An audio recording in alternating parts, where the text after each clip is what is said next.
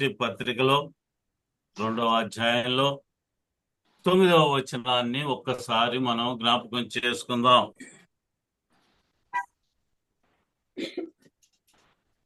ఇందును గూర్చి దేవుడు తన్ను ప్రేమించు వారి కొరకు ఏవి సిద్ధపరిచినో అవి కంటికి కనబడలేదు, చెవికి వినబడలేదు, మనుష్య హృదయమునకు గోచరము కాలేదు అని వ్రాయబడి ఉన్నది. చాలు. ఇందులో అంటున్నాడు, దేవుడు తనను ప్రేమించే వారికి అని రాస్తున్నాడు. ఎవరిని ప్రేమించాలట?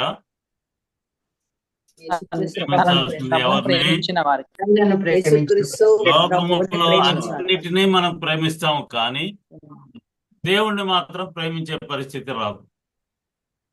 ప్రేమించినట్టు నటిస్తుంటాం.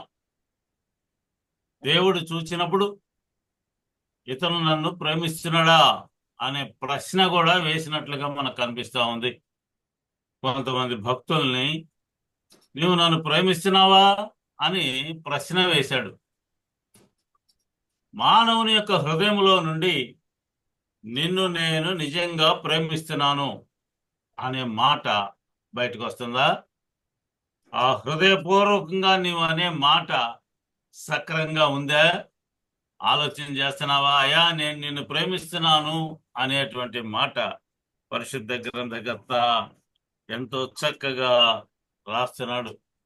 ఇందులో ఆయన కూడా, యేసు ప్రభు వారు కూడా, దేవుడైన యెహోవా కూడా మాట్లాడుతున్న ఒక మాట మనకు కనిపిస్తూ ఉంది.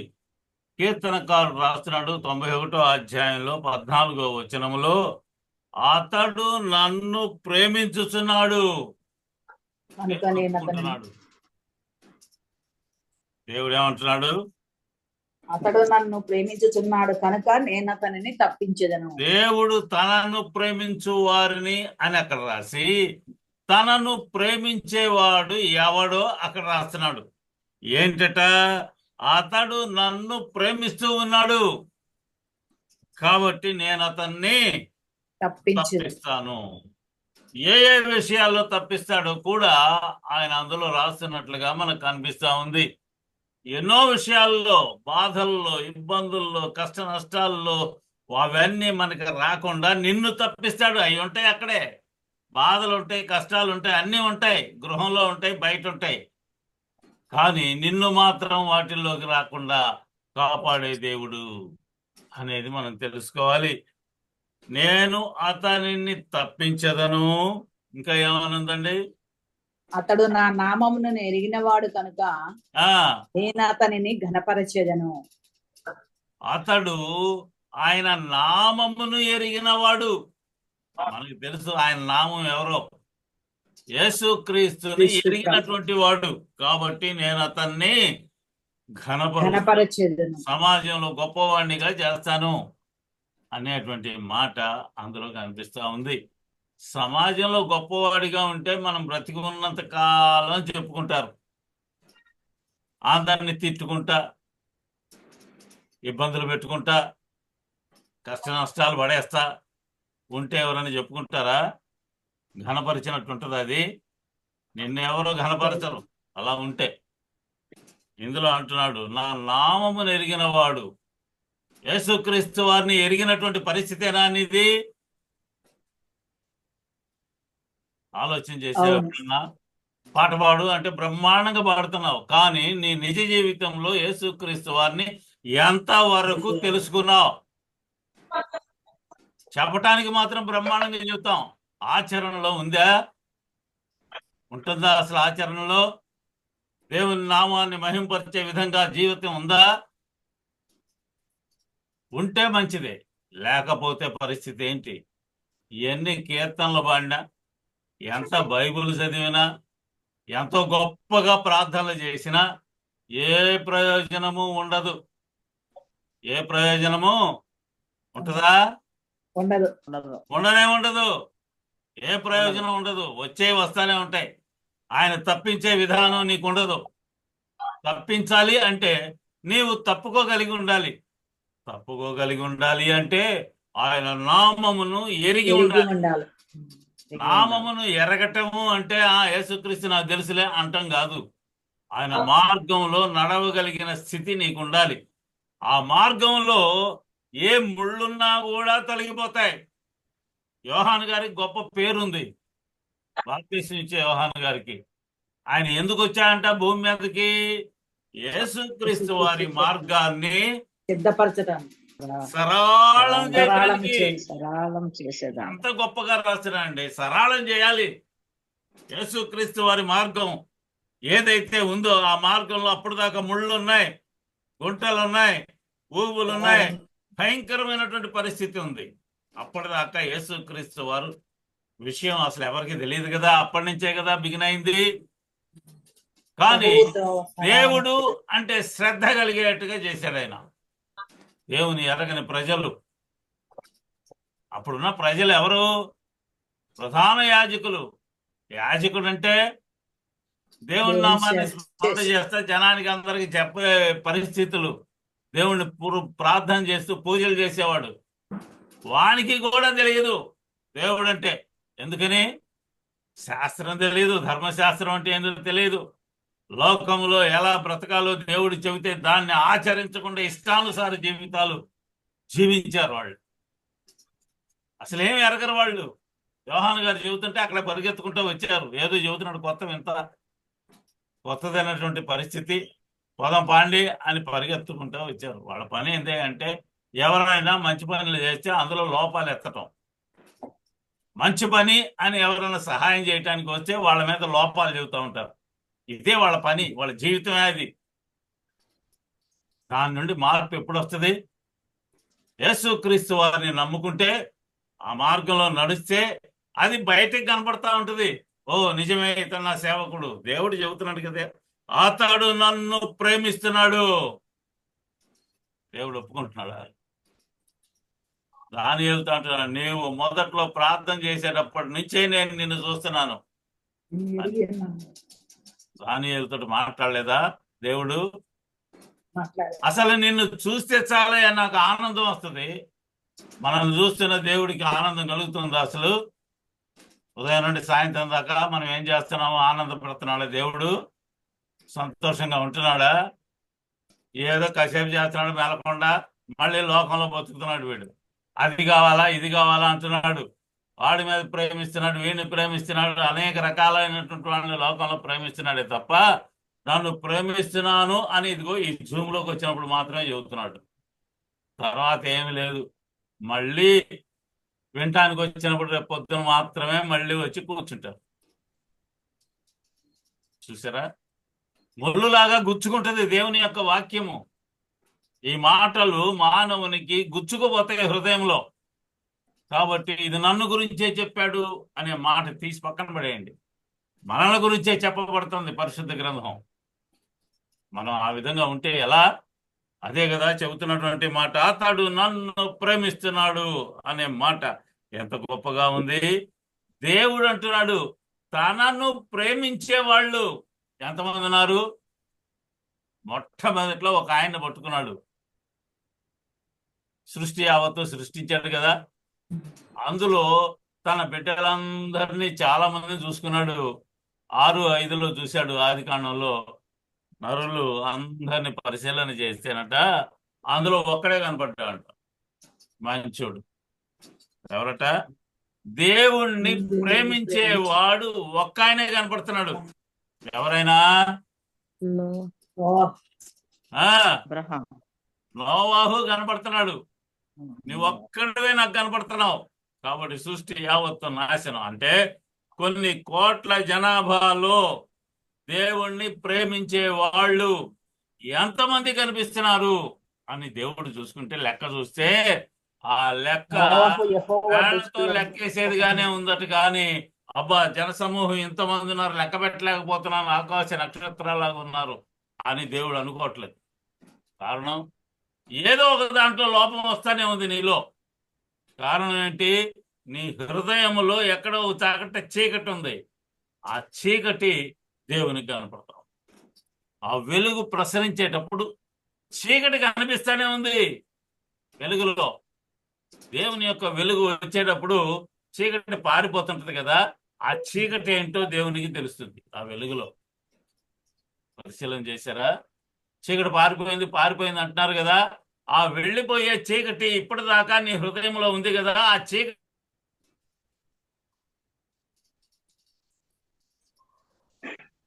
వెలుగులో వెళ్ళిపోతున్నటువంటి చీకటి, దానికి లొంగిపోయినటువంటి బ్రతుకు ఎలాంటిది అనేది దేవునికి తెలుసు. కాబట్టి దేవుని ప్రేమించేటువంటి పరిస్థితి ఎంత గొప్పగా ఉంటది. దేవుడు అంటున్నటువంటి గొప్ప మాటలు ఇందులో అంటున్న 116 అధ్యాయం 1వ వచనంలో మనం చదువుకుంటే 116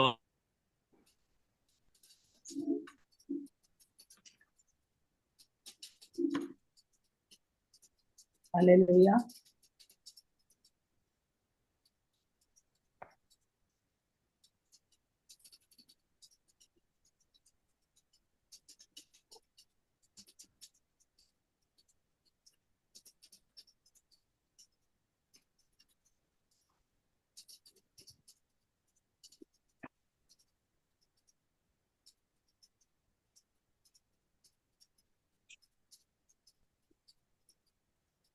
హల్లెలూయా.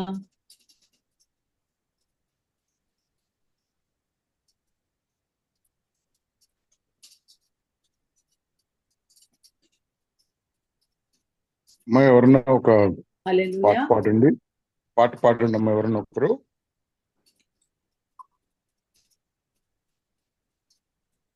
హల్లెలూయా స్తుతి మహిమ ఎల్లప్పుడూ దేవునికి ఇచ్చెదము. హల్లెలూయా స్తుతి మహిమ దేవునికి. హల్లెలూయా. హల్లెలూయా.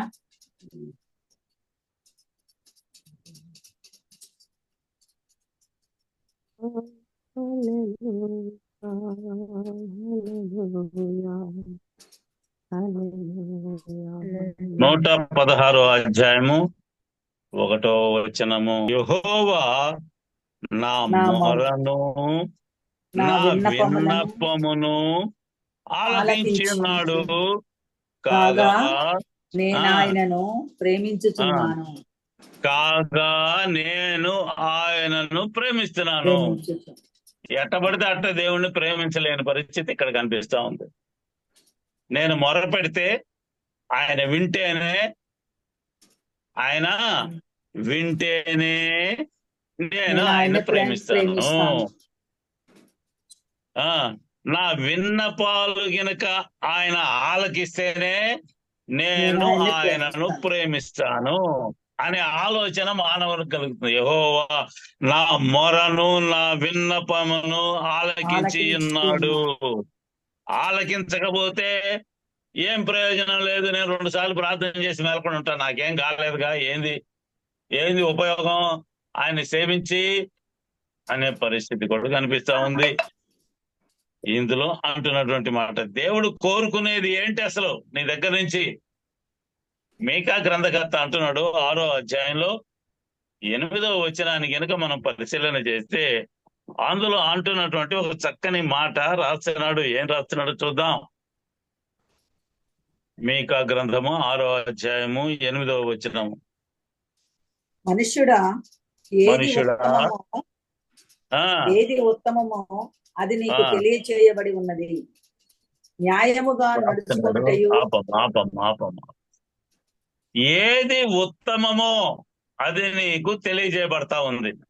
ఓ మనుష్యుడా అంటే క్రైస్తవుల, హిందువుల, ముస్లింసా, ఇదేమి కాదు. ఏంటి ఓ మనుష్యుడా అంటే భూమి మీద ఉన్న సమస్త జనులారా అని అంటున్నాడు. ఏందట? ఉత్తమమైనది ఒకటి ఉంది. ఆ ఉత్తమమైనది ఏందో నేను చెప్పకుండా ఉండటం అసలు కుదిరే పని కాదు. చెప్పాలి. దేవుడు చెప్పింది అదే. మనుష్యులకు చెప్పు పో అన్నాడు. చెప్పటం ప్రారంభించాను. ఆ చెప్పినటువంటిది ఏంటిదో అందులో రాస్తున్నాడు. న్యాయముగా నడుచుకొనుటయు. న్యాయముగా నడుచుకోవటం. కనికరమును ప్రేమించుటయు. కనికరమును ప్రేమించుటయు. దీన మనస్సు కలిగి నీ దేవుని ఎదుట ప్రవర్తించుటయు. నీ దేవుని ఎదుట ప్రవర్తించుటయు. ఇంతే కదా యెహోవా నిన్ను అడుగుతున్నాడు. అంతే కదా నిన్ను అడిగేది. ఏమన్నా బండలమయమంటున్నాడా, కొండలమయమంటున్నాడా? ఏమంటున్నాడట? న్యాయముగా కనికరం నడుచుకొనుటయు. ఉండాలి నీలో. కనికరము. యేసుక్రీస్తు వారు ఎంత కనికరము కలిగిన దేవుడు. ఇదంతా చెప్పి ఊరుకుంటే దేవుని గురించి ఏమనుకుంటారు? యేసుక్రీస్తు వారు భూమి మీదకి వచ్చారు. వచ్చిన తర్వాత ఈ లక్షణాలు ఏమీ లేకపోతే ఏంటి ఉపయోగం? చెప్పాడు, చేయకుండా ఉన్నాడు, ఏంటి ఉపయోగం? ఏది చెబుతామో అది చేయగలిగి ఉండాలి. ఏది చేస్తామో దానిని ప్రజలు తెలుసుకోవాలి. ఇది ప్రాముఖ్యత. ఇందులో అంటున్నాడు కనికరము కలిగి ఉండు. కనికరము అంటే ప్రాముఖ్యత ఏంటి? కనికరము. కని అంటే చూచి, కరము అంటే చెయ్యి చాపి అనేది ఇందులో కనిపిస్తోంది. కనికరం అంటే చూసి మెదలకుండా పోవటం కాదు. చూచి మెదలకుండా పోయిన వాళ్ళు ఉన్నారు. ఇద్దరు వ్యక్తులు మనకి పరిశుద్ధ గ్రంథంలో రాపించాడు దేవుడు. గుడ్ సమరిటన్ అనే చిన్న కథలో రాయబడింది. మంచి సమరయుడు. ఇద్దరు పైకి వెళ్ళారు. గొప్ప గొప్ప వాళ్ళు. నేను గొప్ప అని చెప్పుకునేవాళ్ళు. నేను గొప్ప అని చెప్పుకుంటే ఆ గొప్పలో నుంచి ఏం రావాలా? కనికరం రావాలా? అది లేకుండా నేను గొప్ప అంటే ఏంటి ఉపయోగం? ఉంటదా ఉపయోగం ఏమన్నా? ఏ చెప్పుకుంటున్నాడు? గొప్పలు చెప్పుకుంటున్నాడు. దానివల్ల ఏంది ఉపయోగం? పిల్లలకి భిక్షం పెట్టాడు, ఎంగిలి చేత్తో కాకిని తోలడు. ఎందుకని? ఎంగిలి చేత్తో తోలితే ఆ మెతుకులు ఏమన్నా కాకి తిని బతుకుతేమోనని తోలడు అంటాం. కాబట్టి ఇందులో అంటున్నాడు కనికరము కలిగి ఉండు. ఇంకా ప్రేమించటము నేర్చుకో. ప్రేమించటం. ఈ ప్రేమను గురించి పరిశుద్ధ గ్రంథకర్త రాపించాడు. అసలు ఎంత గొప్పదైనటువంటి మాట ఈ ప్రేమ అనేది. శాశ్వతమైనటువంటి ప్రేమతో దేవుడు మనల్ని ప్రేమిస్తుంటే మనము కూడా ప్రేమించాలి. ఎవరిని? సహోదర ప్రేమ కలిగి ఉండాలి. సహోదరుడు ఎవరు? ప్రశ్నించారు పెద్ద పెద్ద వాళ్ళు. ఎవడయ్యా సహోదరుడు? నువ్వు పెద్ద పెద్ద మాటలన్నీ మాట్లాడుతున్నావు. మా సహోదరుడు ఎవరు? మా అన్నదమ్ములను మేము ప్రేమిస్తున్నామే, అక్క చెల్లెళ్ళని ప్రేమిస్తున్నామే, పక్కనున్న వాళ్ళందరినీ ప్రేమిస్తున్నామే అంటున్నటువంటి మాటలు కూడా మనకి అనిపిస్తూ ఉన్నాయి. ప్రేమించుటము అనేది మనం ఎక్కడ నేర్చుకున్నాం? కొరింథీయులకు రాసిన మొదటి పత్రికలో 13వ అధ్యాయంలో 1 నుండి చదువుకుంటూ పోతే అందులో తెలియజేస్తున్నాడు ప్రేమించడం అంటే ఏంటో. ఏందట? పక్కన తిట్టడం కాదు, నెపాలేయటం కాదు, ఇబ్బందులు పెట్టడం కాదు. ప్రేమించడం అంటే ఏంటి? చదువమ్మా. మనుషుల భాషతోనూ దేవదూతల భాషలతోనూ నేను మాట్లాడినను ప్రేమ లేని వాడనైతే మ్రోగెడు కంచును గణగణలాడు తాళమునయుండును. ప్రవచించు కృపావరము కలిగి మర్మములన్నీయు జ్ఞానమంతయు ఎరిగిన వాడనైనను కొండలను పెకిలింపగల పరిపూర్ణ విశ్వాసము గలవాడైనను ప్రేమ లేని వాడైతే నేను వ్యర్థుడను అంటున్నాడు. ప్రేమ లేకపోతే ఎన్ని గొప్ప పనులు చేసినా కూడా ఏం ప్రయోజనం ఉంది అనే ప్రశ్న వేస్తున్నాడు. అందులో రాస్తున్నటువంటి మాటలు. ప్రేమ కలిగి ఉంటున్నామా? మనల్ని ఎవరన్నా ఏమన్నా అంటే వాడిని అసలు వదిలిపెడుతున్నావా? నీ సంగతి తెలుస్తాం అంటున్నావా? ఆలోచన చేసావు ఎప్పుడన్నా? ఆలోచన చెయ్యాలి. ప్రతి ఒక్కళ్ళు ఆలోచించాల్సింది ఏందయ్యా అంటే ఇదే. ప్రేమ కలిగి ఉండి నీవు చేయాల్సినటువంటి పనులన్నిటినీ కూడా అందులో రాస్తున్నాడు. నేను గొప్ప ప్రసంగికుణ్ణి, ఏంటి ఉపయోగం ప్రేమ లేకపోతే? గొప్ప బ్రహ్మాండంగా పాటలు పాడేవాడిని, ఏ ప్రయోజనం ఉండదు, ఏ ప్రయోజనము ఉండదు. ఎప్పుడు ప్రేమ లేకపోతే అనే ప్రశ్న అందులో కనిపిస్తా ఉంది. దేవుడు అంటున్నాడు నీవు నన్ను ప్రేమించు. అనే ప్రశ్న వేశాడు. మనం చదువుకుంటే యోహాను సువార్త 21వ అధ్యాయంలో 16వ వచనం నుండి పేతుర్ని యేసుక్రీస్తు వారు ప్రశ్న వేస్తా ఉన్నాడు. ఏమని? పేతురు, నీవు నన్ను ప్రేమించుతున్నావా? నీవు నన్ను ప్రేమిస్తున్నావా? నిజమేనా? నీ ప్రవర్తనంతా చూశాను, నీ పని అంతా చూశాను, నువ్వు ప్రజల కోసం ఎంత కష్టపడుతున్నావో కూడా చూశాను, ఇంట్లో వాళ్ళ కోసం ఎంతో కష్టపడ్డానని చెబుతున్నావు కదా, అది కూడా చూశాను. కానీ నువ్వు భార్య పిల్లల్ని అందరిని వదిలేసి పరిగెత్తావుగా. పరిగెత్తాడా లేదా? యేసుక్రీస్తు వారిని సిలువ వేసినప్పుడు ఎక్కడున్నాడు? ఎక్కడో ఉన్నాడు. ఎక్కడున్నాడు? చలి కాసుకుంటా కూర్చున్నాడు. అవినీతి పరులు అపహాసకుల మధ్యలో కూర్చున్నాడు. అపహాసకుల మధ్యలో కూర్చుంటే అబద్ధం ఆడకుండా ఏం చేస్తాడు? వాళ్ళందరూ అపహాస్యం చేస్తుంటే నన్ను కూడా అదే పరిస్థితిలో ఉంటారేమో అనే ఉద్దేశం కలుగుద్ది కదా. కాబట్టి తను అబద్ధం ఆడాల్సి వచ్చింది. అందువలన యేసుక్రీస్తు వారు కనపడి, పేతురు, నీవు ఎన్నో గొప్ప కార్యాలు చూశావు, చూడటమే కాదు నీవు చేశావు. ఇన్ని గొప్ప కార్యాలు చేసిన నీవు నన్ను ప్రేమిస్తున్నావా అనే పదం ఎందుకన్నాడు?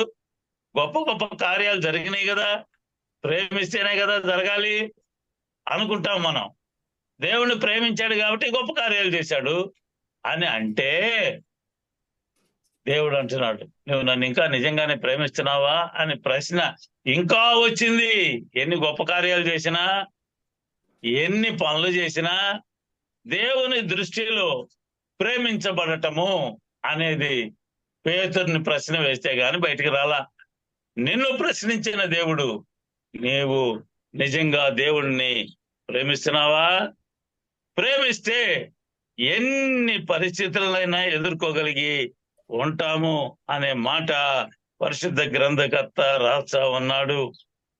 యెషయా గ్రంథకర్త అంటున్నాడు 64వ అధ్యాయంలో 4వ వచనాన్ని ఒక్కసారి జ్ఞాపకం చేసుకుంటే అందులో అంటున్నటువంటి ఒక చక్కని మాట రాస్తా ఉన్నాడు. చదువుకుందాం. తన కొరకు కనిపెట్టు అనే విషయమై నీవు తప్ప తన కార్యము సఫలము చేయు మరి ఏ దేవునిని ఎవడును నే కాలమందు చూచి ఉండలేదు. అట్టి దేవుడు కలగటన్న సమాచారము మనుషులకు వినబడలేదు.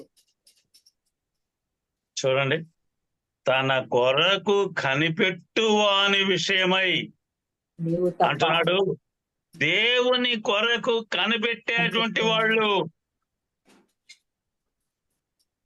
అంటున్నాడు, ఆ విషయములో నీవు తప్ప తన కార్యము సఫలము చేయు మరి దేవుడు దేవుడు తప్ప, అంటే యేసుక్రీస్తు వారు తప్ప నీ పనులు ఏ దేవుడు సఫలము లేదు. చేయగలిగినటువంటి వాళ్ళు ఎవరైనా ఎవరు ఉన్నారా అని చూస్తేనట పరిశుద్ధ ఏ దేవుడు గ్రంథకర్త లేడు. అంటున్నాడు, నీవు ఒక్కసారి పరిశీలన చేసే లోకంలో దేవుణ్ణి నమ్ముకొని ఆ మార్గంలో నడుస్తున్నటువంటి నీ వైపు దేవుడు అంటున్నాడు, నీ కార్యమును సఫలము చేసే దేవుడు ఒక ఆయన ఉన్నాడు.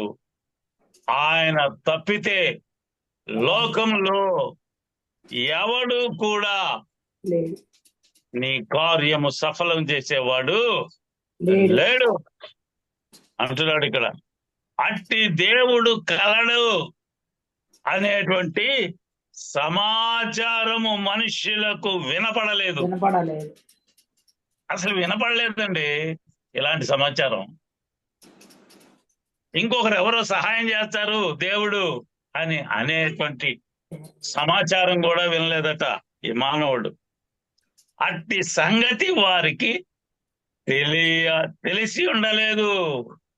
మానవులకి తెలిసేటువంటిది ఏంది అంటే, నిజ దేవుడు అయినటువంటి ఒక ఆయన ఉన్నాడు, ఆయన తప్ప వేరే వాళ్ళు లోకంలో ఎవ్వరు మనకు సహాయము చేయరు. ఇది దేవుని యొక్క ఆజ్ఞ. నిర్గమకాండంలో 20వ అధ్యాయంలో 1వ వచనం నుండి 6వ వచనం వరకు మనం చదువుకుంటూ పోతే అందులో దేవుని యొక్క ఆజ్ఞ ఒకటి కనిపిస్తా ఉంది. ఏంటి ఆజ్ఞ? నీ దేవుడైన యెహోవా ఆ 20వ అధ్యాయం. మొదటి నుండి చదువు 6వ వచనం దాకా. దేవుడు ఈ ఆజ్ఞలన్నీ వివరించి చెప్పెను. నీ ఉమ్, దేవుడైన యెహోవాను నేనే. ఉమ్, నేనే దాసుల గృహమైన ఐగుప్తు దేశములో ఉండి నిన్ను వెలుపలికి రప్పించితిని. నేను తప్ప వేరొక దేవుడు నీకు ఉండకూడదు. పైన ఆకాశమందే కాని క్రింద భూమి యందే కాని భూమి క్రింద నీళ్ల యందే కాని ఉండు దేని రూపము అయినను విగ్రహమునైనను నీవు చేసుకొనకూడదు. వాటికి సాగిల పడకూడదు, వాటిని పూజించకూడదు. ఏలయనగా నీ దేవుడైన యెహోవా నగు నేను రోషము గల దేవుడను. నన్ను ద్వేషించు వారి విషయంలో 3-4 తరముల వరకు తండ్రుల దోషమును కుమారుల మీదకి రప్పించుచు నన్ను ప్రేమించి నా ఇందులో ఆజ్ఞలు దేవుడు గైకొను వారిని మాట్లాడుతున్నటువంటి ఒక చక్కని మాట. 1000 ఆజ్ఞ తరముల అది. వరకు కరుణించును. ఆ ఆజ్ఞ ఏంది? నీ దేవుడైన యెహోవాను నేనే అనే పదం ఉంది ఇక్కడ. అంటే ఏంది?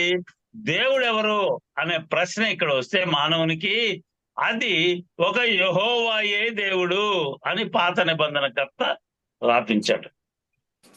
ఆ దేవునికి ప్రార్థన చేయాలి అంతే తప్ప వేరే వేరే దేవుళ్ళను పెట్టుకొని వాళ్ళ వైపు తిరిగి చూడటానికి లేదు. కారణం ఏంటి? నేను తప్ప వేరే దేవుడు ఉండడు. అలాగే నువ్వు ఎవరినైనా పూజలు చేస్తే ఆ వాళ్ళు నిన్ను సంరక్షించలేరు. గుర్తు చేస్తున్నాడు. ఏమన్నా చేయగలిగితే అది నేను చేయాల్సిందే తప్ప లోకంలో ఎవరి వల్ల కాదు అనే పదము అందులో రాయబడతా ఉంది. మీకు తెలిసినటువంటి ఒక వ్యక్తి ప్రతిసారి ఆయన గుర్తు చేస్తా. ఎందుకని అంటే గొప్ప కార్యం అక్కడ జరిగింది. ఎలీషా దగ్గరికి ఒక పని అమ్మాయి చెబితే ఒక ఆయన పరిగెత్తుకుంటా వచ్చాడు. కుష్టు వ్యాధి ఉంది ఆయనకి. కుష్టు వ్యాధి ఉంటే అందులో రాశారు నయమాను గురించి, యెహోవా అతనికి యుద్ధాల్లో గెలుపు ప్రసాదించాడు అని రాశాడు మొదటి వచనంలో. గెలుపు ఎవరి వలన వచ్చిందట? దేవుని వలన కలిగింది. కానీ అతను ఏం చేశాడు?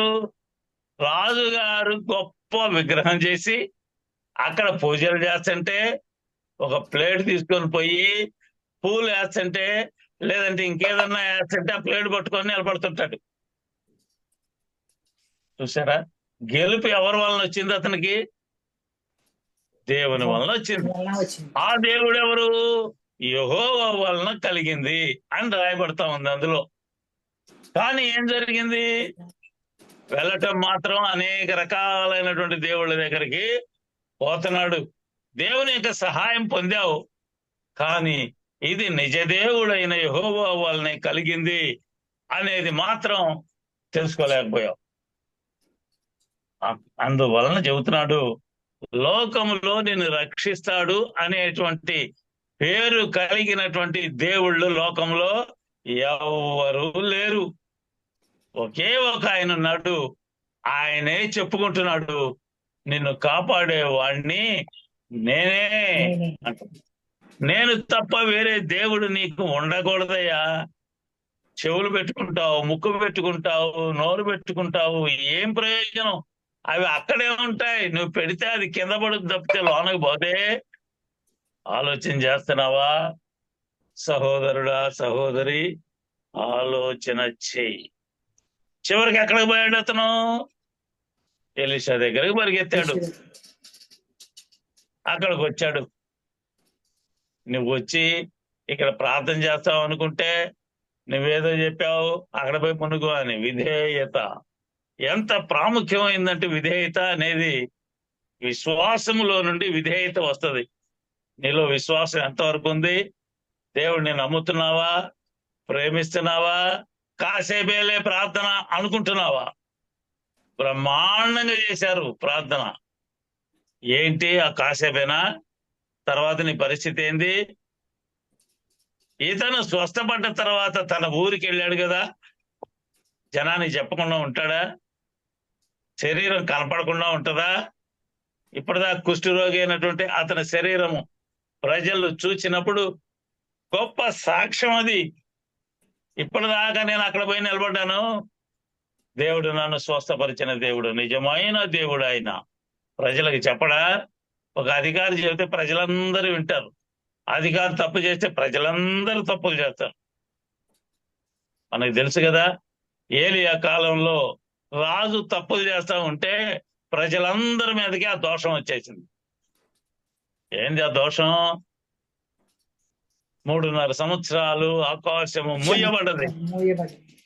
రాజు తప్పుడు పనులు చేస్తుంటే, ప్రజలను పట్టించుకోకుండా ఉంటే దేవునికి కోపం వస్తుంది.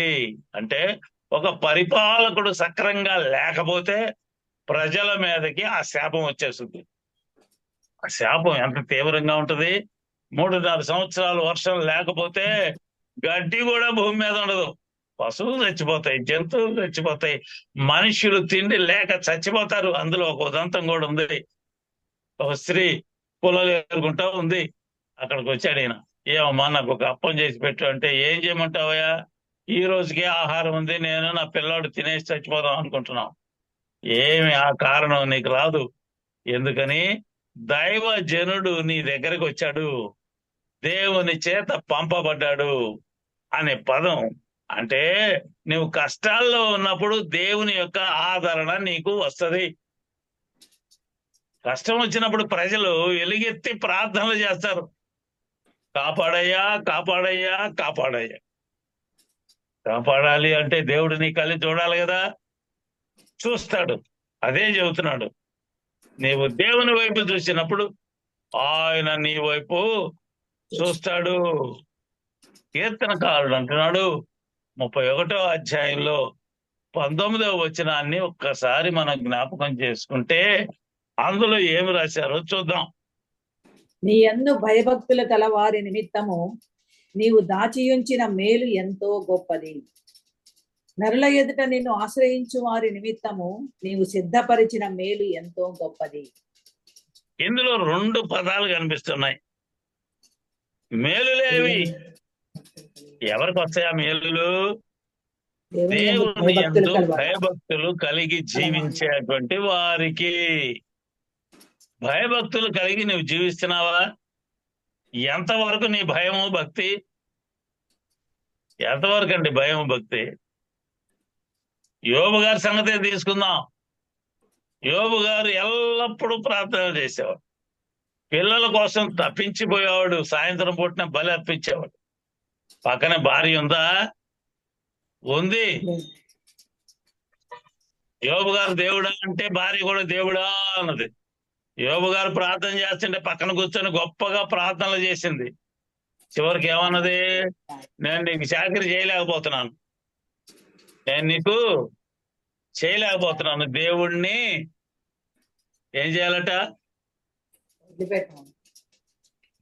దేవుణ్ణి నీవు వదిలిపెట్టుకో, చచ్చిపో, నువ్వు చచ్చిపో, నేను 100 ఏళ్ళు బతుకుతాను మంచంలో ఉండి. ఈ మాటలన్నీ అన్నది. చూసారా ఎంతవరకు నీ భయము భక్తి అనేది నీలో నుండి బయటకు వచ్చింది? శాశ్వతంగా ఉంటుంది? అసలు ఉండే పరిస్థితేనా అది? భార్య ఆ విధంగా ఎదురు తిరిగితే ఇంకా నరకంలో పడక ఏం చేస్తారు? దేవుని రాజ్యాన్ని స్వతంత్రించుకుంటారా? దేవుని రాజ్యంలో కాలు పెడతారా? అయితే ఇందులో నేను చూసానా పెట్టానా అనేవాళ్ళు చాలా మంది కనిపిస్తుంటారు. మా అమ్మగారి దగ్గరికి ఇంకొక ఆమె వచ్చేది. మా అమ్మగారు అంటే ముసలామేగా, ఇంకో ముసలామె వచ్చేది. ముసలాళ్ళ దగ్గరికి ముసలాళ్ళందరూ చేస్తారు. మా అమ్మ దేవుని మాటలు 4 చెబుతాం కూర్చుంటుంది, వినటానికి వస్తుంటారు. ఆమె అంటది, పాపం అని దేవుడికి తెలుసుగా, ఆ పాపం చేయకుండా ఆపొచ్చుగా, మరి ఎందుకు చేపిస్తున్నాడు అని అడిగింది. అదేందిరా ఇట్టానికి అడిగింది నన్ను అని మా అమ్మ నన్ను అడుగుతుంది. స్వేచ్ఛనిచ్చిన దేవుడు ఆయన. నీ కన్ను, చెవి, ముక్కు, నోరు, చేతులు, కాళ్ళు ఇచ్చి స్వేచ్ఛగా బతుకు. నరుడు ఎలాంటి వాడయ్యాడు? మన వంటి వాడు అయ్యాడు. తప్పొప్పులు తెలుసుకునేవాడయ్యాడు.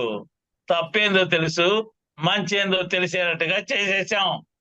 కాబట్టి తెలుసుకొని బ్రతకాలి. అంతేగాని దేవుడు నా చేత ఎందుకు ఈ పని చేయించాడు అని దేవుడి మీద నిందలు వేయటానికి వీలు పడదు. దేవుడు నాకే ఎందుకు ఇచ్చాడు పక్కన వాళ్ళకి ఇవ్వకుండా? ఈ పదాలు కూడా మానవులకి వస్తా ఉంటాయి.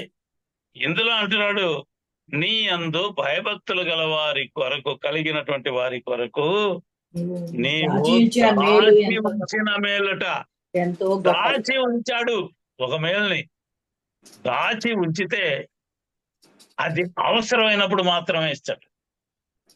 పిల్లాడు వచ్చాడు, స్కూల్కి పోయి వస్తాడు, అది తెలుసు తల్లికి. ఏమన్నా చేసి డబ్బాల్లో దాచిపెట్టింది.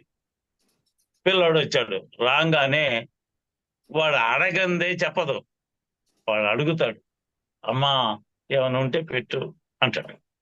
వెంటనే డబ్బాలో నుంచి తీసి కొడుకు పెట్టింది. అంటే ఏంది? దాచి ఉంచినటువంటిది అవసరాన్ని బట్టి మాత్రమే వస్తుంది. నువ్వు కష్టాల్లో ఉంటే తీర్చేటువంటి కష్టాన్ని తీర్చేటువంటి దేవుడు, ఇబ్బందుల్లో ఉంటే ఇబ్బందులు తీర్చాలి అనుకునేటువంటి దేవుడు మన దేవుడు. అంతేగాని నువ్వు సుఖంగా ఉంటే ఇంకా సుఖంగా బతుకు అనే దేవుడు కాదు ఆయన. ఇంకా సుఖం ఎందుకు? మనిషి బ్రతకటానికి ఏం చేసుకుంటాము? ఓ లోకం అంతా సంపాదించుకున్న ఒకరిని గురించి కూడా దేవుడు రప్పించాడు. అసలు పరిశుద్ధ గ్రంథంలో లేనిది అంటూ ఏమీ లేదండి. దాన్ని మనం అనునయించుకోవాలి. మనకి ఇది సూట్ అయింది అని అనుకోవాలి. చూసారా, బాగా సంపాదిద్దాం అనుకుంటే వాడి పరిస్థితి ఏమైపోయింది? ఈ రాత్రి నీ ప్రాణం అడుగుతున్నా, సంపాదించిందంతా ఏమైపోద్ది? సోమరిపోతుగా పండుకున్నటువంటి నీ కొడుకు పోద్ది, తాగుబోతు అయినటువంటి నీ కొడుకు పోద్ది. ఏంటి నువ్వు సాధించింది ఏంటి? తినకుండా కూడా దాచిపెట్టిన వాళ్ళు ఉన్నారు. ఏంది ఉపయోగం? ఏ ప్రయోజనం కూడా ఉండదు. నీ అవసరం ఏదైతే ఉందో ఆ అవసరాలు తీర్చేటువంటి దేవుడు. అది నమ్ముకునే శిష్యులు దేశాలమ్ముడు పరిగెత్తారు. ఏమీ లేదు వాళ్ళ దగ్గర, ఏమీ లేకుండానే పరిగెత్తినటువంటి ప్రజలు, సేవకులు, వారికి దేవుడు లోటు ఏమన్నా చేశాడా? వచ్చిందనుకోండి కూర్చుంటారు, ప్రార్థన చేస్తుంటారు. ఆకలి అయిందనుకోండి ఉపవాస ప్రార్థన చేస్తాడు. ఒకసారి ఒక పాస్టర్ గారు, ఎప్పుడు ఇది 77లో 78లో ఒక పాస్టర్ గారు చెబుతా ఉన్నారు. అప్పుడు దివిసీమలు ఇవన్నీ మునిగిపోయినాయి కదండి. అప్పుడంట పెద్ద తుఫాన్ వస్తే, ఆ తుఫాన్లో వరదలు వస్తే చెట్టు ఎక్కి కూర్చున్నా అంటే 3 రోజుల పాటు నీళ్లు కిందనే పోయినాయట. అయ్యో కాపాడేవాడి కోసం చూశానండి, ఒక్కడు కూడా రాలేదండి అన్నాడు. ఏవయ్యా 3 రోజులు అక్కడ చెట్టు మీద కూర్చున్నావు కదా, ప్రార్థన చేసుకుంటా ఉంటే కనీసం నువ్వు జీవితంలో చేయలేనిది ఒకటి ఉంది, ఉపవాస ప్రార్థన చేయలేదు కదా. ఇప్పుడు ఈ 3 రోజులనే చేసేవాడు కదా, దేవుడు ఫోర్స్ గా నిన్ను అక్కడ కూర్చోబెట్టాడు, కారణం ఏందో తెలుసుకున్నావా అన్నా.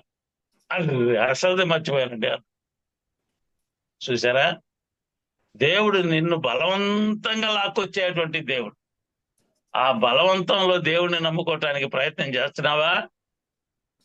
నీకు బలవంతంగా పెట్టినటువంటిది, అది ఫోర్స్డ్, అది చెయ్యి అంటాడు దేవుడు.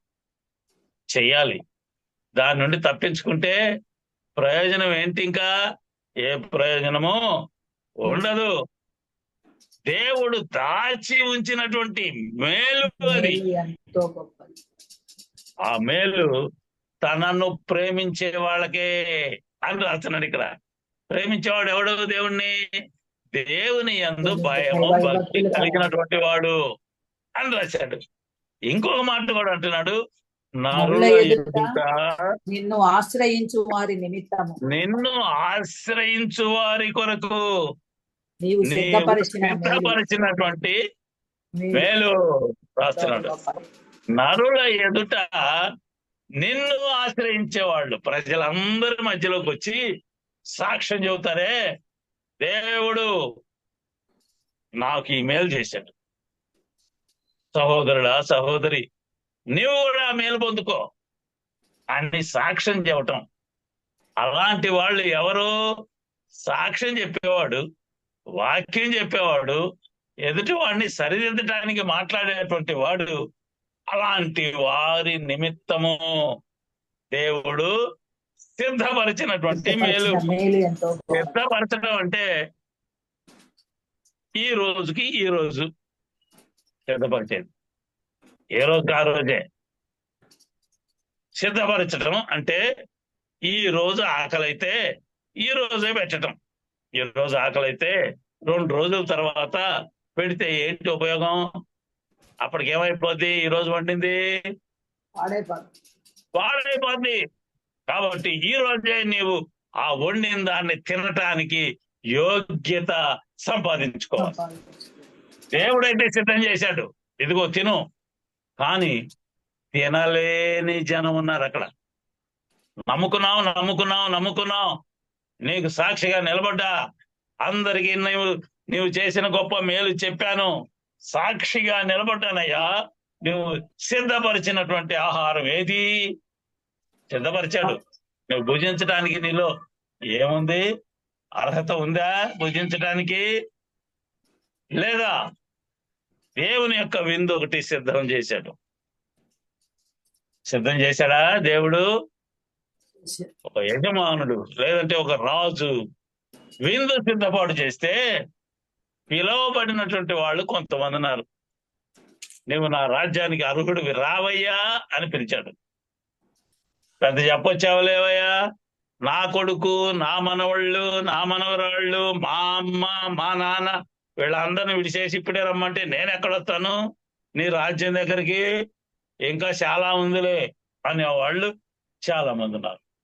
అయ్యా గుడికి రాయ్యా, అప్పుడే ఎందుకులేండి అనేవాడు చాలా మంది ఉన్నారు. ఆ రాత్రికి వాడు చస్తే ఎటు పోవాలా వాడు? అదే వచ్చి కూర్చొని దేవుని మాటలు విని రక్షణ పొందితే ఎంత గొప్పదైనటువంటి మేలు వారికి.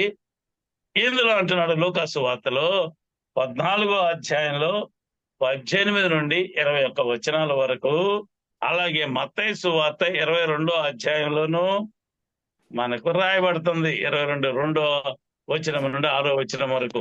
అందులో 2 విషయాలే రాశాడు. కానీ లూకాసు వార్త 14వ అధ్యాయంలో 18 నుండి కొన్ని మాటలు చదువుకుంటే 3 వ్యక్తులను పిలిచాడు దేవుడు. ఎవరో తెలుసా? రైతులు పిలిచాడు. వాడు ఏమంటున్నాడో తెలుసా? నేను పొలం కొన్నానయ్యా, దాన్ని చూడటానికి పోవాలా? అసలు ఎంత విచిత్రంగా ఉందండి దేవుని యొక్క పిలుపు. పొలం కొన్న తర్వాత చూసేది ఏందండి? కొనక ముందు కదా చూసి కొంటాం.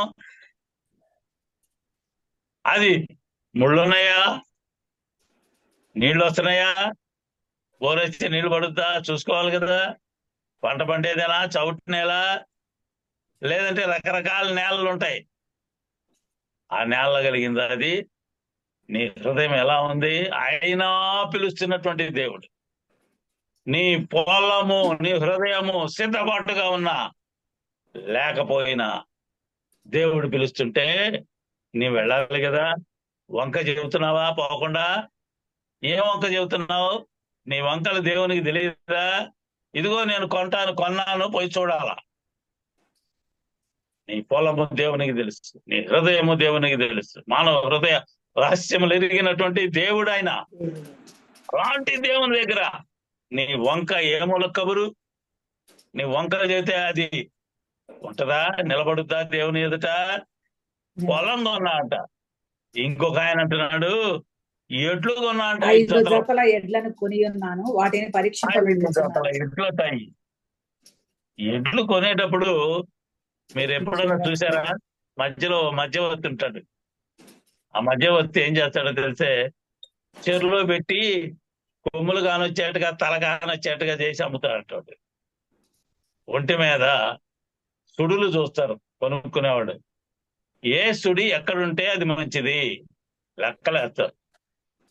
కాలు ఇస్తుందా, పాలు పిండేటప్పుడు తంతుందా, మేత ఎక్కువగా మేస్తుంది కానీ పాలు కొద్దిగా ఇస్తుందా, మేత మేయటానికే పనికి వస్తుందా అది? ఇవన్నీ చూడ్డా. ఆ ఎద్దు దున్నేదా, అంకెలేసేదా? మంచి బరువు వేసుకొని వస్తున్నాడు బండి మీద, అంకేసింది. ఎలా నడుస్తుందా బండి? కుదిరే పని కాదు. ఇంకొకడు మహానుభావుడు ఒకడు ఉన్నాడు, ఇంకొకడు ఎవడాడు? నేను ఒక స్త్రీని వివాహం చేసుకుని ఉన్నాను, అందుచేత ఎంత గొప్ప మాట అంటున్నాడు. అందుచేత నేను రాలేను అని. దేవుని రాజ్యంలోకి చేరటానికి వంకలు ఎలా ఉన్నాయి? నేను ఒక స్త్రీని ఏం చేస్తున్నాడు? వివాహం చేసుకున్నాను. వివాహం చేసుకుంటే భార్యతో పాటు పో, ఏమైంది? ఎందుకు వద్దంటాడా కూర్చుంటే? భార్య ఇందులో అంటున్నాడు, వివాహం చేసుకుంటే భార్య సక్రంగా ఉందా లేదా అని గుర్తు చేయటానికి చేస్తున్నాడు. వివాహం చేసుకుంటే నీవు విశ్వాసవే, దేవుని దగ్గరికి రావాలనుకున్నావు, పెళ్లి చేసుకున్న ఆమె అన్యురాలు, దేవుని ఎరగనటువంటి ఆమెను నీవు మార్చి దేవుని దగ్గరికి తెచ్చే పరిస్థితి నీకుందా? ఉండాలి కదా. ఉంటే నిన్ను దేవుడు చూస్తాడు. దేవుని రాజ్యంలో విందులో నీవు ఉంటావు. ఆలోచన చెయ్యి. దేవుని యొక్క విందు ఎంత గొప్ప భాగ్యము. విందులో ఏముంటది? రకరకాలైనటువంటి వంటకాలు ఉంటాయి. ఆ వంటకాలు ఎంత రుచిగా ఉంటాయి. దేవుని యొక్క మాటలు ఎంత రుచిగా ఉంటాయి. అక్కడికి పోయి కూర్చొని దేవుని మాటలు వింటుంటే జుంటి తేనీయల ధారల వంటి మాటలు అని రాశాడు దేవుడు. జుంటి తేనీయల ధారలు అంటండి, తేనె కంటే మధురమైనటువంటిదట దేవుని యొక్క మాటలు. అలాంటి మాటలు వినటానికి నీవు తప్పించుకున్నటువంటి పరిస్థితి ఏంటి? భార్య కాదు, ఇంట్లో పిల్లలు కూడా దేవుని యొక్క మార్గంలో నడిపించుకోలేకపోతే వ్యర్థులైపోతారు, దేనికి పనికిరారు అంటున్నాడు పరిశుద్ధ గ్రంథకర్త.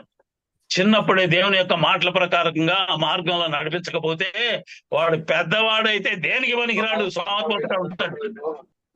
వాడు సోమరిపోతు, వాడు పోతు దగ్గర కంపు కొట్టు తప్పితే ఏముండదు. అలాంటి జీవితాన్ని పిల్లలకి ఇస్తున్నావు నువ్వు, దానికి కారణం నువ్వే. సామెతల గ్రంథకర్త అన్నాడు కదా, తప్పు చేసినప్పుడు కర్ర తీసుకోకపోతే వాడిని నువ్వు చెడగొట్టిన వాడివి అవుతావు. నువ్వు దండించు నీ కుమారుణ్ణి, అంతేగాని ఇష్టానుసారంగా కొట్టబాకు. తప్పు చేసినప్పుడు ఇది తప్పు అని చెప్పి మరలా చేయకుండా దానికి శిక్షించు అనే పదము ఇందులో రాస్తా ఉన్నటువంటి మాట. మనం చూస్తున్నాం దేవుని రాజ్యంలో కానీ ఆయన్ని వచ్చేటప్పుడు ఎదుర్కోవటంలో కానీ ఎలాంటి భయంకరమైనటువంటి పరిస్థితి ఎదుర్కొన్నారు. కొంతమంది కన్యకలు కనిపిస్తుంటారు, ఎప్పుడు చదువుకునేదే. 10 మంది కన్యకలు సిద్ధంగా ఉన్నారు, పోవాలి పెండు కుమారుని ఎదుర్కోవాలి ఆశ అయితే ఉంది. ఏం జరిగింది? నిద్రపోయారట వాళ్ళు. కేకయంగానే లేచారు. అందులో 5గురే వెళ్ళారు. మిగిలిన 5గురు ఏం చేశారు? చప్పబడ్డారు. తప్పబడ్డవాళ్ళు అడుగుతున్నారు, అయ్యా నీ దాంట్లో నాకు కొంచెం ఇయ్యి, నీ దాంట్లో వీళ్ళకి కావాలట. నీ విశ్వాసంలో ఇప్పుడు దాకా నేను విశ్వాసం అనుకున్నాను కానీ నా విశ్వాసం తక్కువగా ఉంది, నీ విశ్వాసంలో నాకు కొద్దిగా ఇయ్యి. పౌలు శీలను ఒక ఆయన అడుగుతున్నాడు, ఇదిగో ఇవన్నీ గొప్ప పనులు చేస్తున్నావు కదా, అది నా కోసం ఇవ్వండి, ఇదిగో డబ్బులు తీసుకోండి. డబ్బులు తీసుకొని కొనుక్కోవాలా? బజారు పోయి కొనుక్కొచ్చుకోండి పోండి. రాత్రులు అర్ధరాత్రి సిద్ధపరిచినటువంటి బిందు, సిద్ధముగా ఉన్నటువంటి దేవుడు, రావటానికి సిద్ధంగా ఉన్నటువంటి దేవుడు, ఆయన ఎదుర్కోవటానికి నీ పరిస్థితి ఏంటి? ఎంతకాలం నీ బ్రతుకు అలా బ్రతుకుతావు? నీ జీవితంలో మార్పులు ఉండవా? ఉండాలి కదా. ఉంటే నువ్వు చేసిన దాని యొక్క ఫలితము నీవు పొందుతావు. ఇంకా ఏం సిద్ధపరిచాడో తెలుసా? విందే కాదట, రక్షణను సిద్ధపరిచాడు. సమయం మించిపోతా ఉంది. రక్షణ లోకాసు వార్తలో మనకి క్లియర్ గా రాశారు. 19వ అధ్యాయంలో 9, 10 వచనాలు చూస్తే అందులో ఒక ఆయన, ఈ ఇంటికి ఏమొచ్చిందట? రక్షణ వచ్చి ఉన్నది.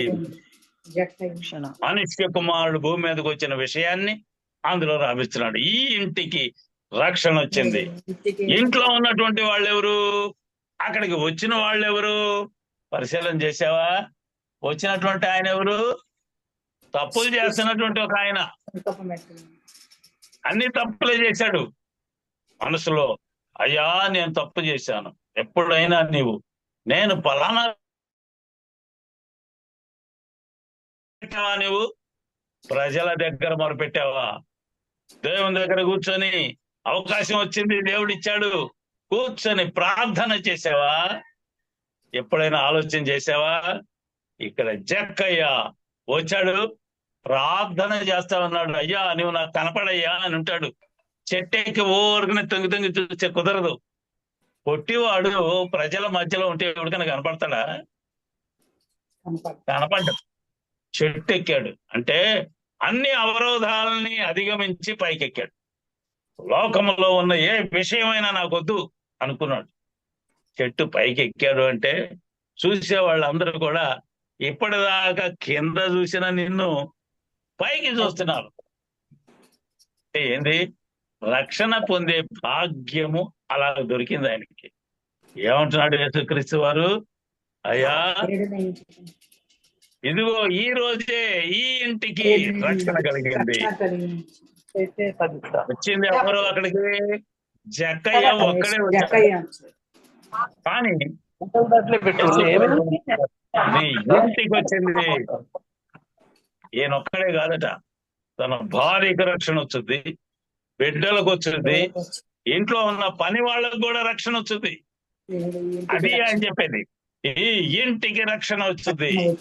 కారణం నీవు పోయి నీ భార్యకు చెబుతావు, నీ భార్య పిల్లలకు చెబుతుంది. చూసారా? కాబట్టి నీ ఇంటికి రక్షణ వస్తుంది. ఆలోచన చేసావా? నశించిన దానిని రక్షించాలి. అది దేవుని. నశించింది అంటే చచ్చిపోయింది, అంటే ఇక దేవుడు అంటే ఎవరు లేరు అనే స్థితి, చచ్చిపోయినటువంటి ఆ స్థితి నుండి బయటికి రప్పించాడు. ఎంత గొప్పదైనటువంటి మాట! అపోస్తుల కార్యముల గ్రంథంలో ఎంత చక్కగా రాశారు. 16వ అధ్యాయంలో 27 నుండి 31వ వచనం వరకు చదివితే అక్కడ ఒక జైలు అధికారి కనిపిస్తుంటాడు. సరే, జైలు కంపించింది, తాళాలన్నీ పగిలిపోయినాయి, చేతులు కట్టినటువంటి ఆ గొలుసులన్నీ తెగిపోయినాయి. కానీ వాళ్ళు ఎటు బోలా, సాక్ష్యంగా నిలబడాలి. జైలు అధికారి చంపుకోవటానికి చూస్తున్నాడు.